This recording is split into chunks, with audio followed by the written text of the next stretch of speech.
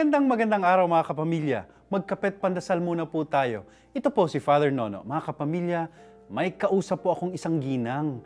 Nanghihinayang daw siya sa kanyang buhay.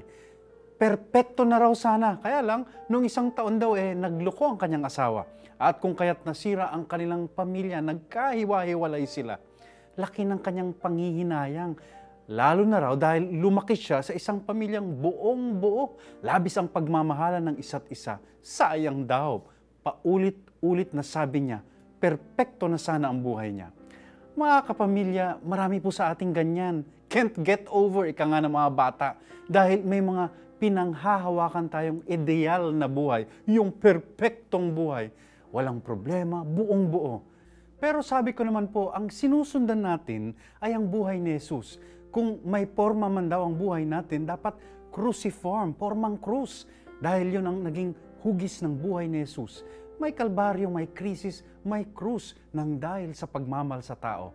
At yung hugis na yun, yun ang perpekto.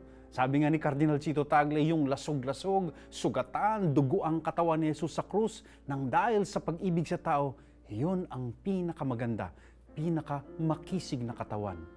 May nagsabi pa nga, life is meant to be messy. If it were not messy, it wouldn't be colorful. Amen.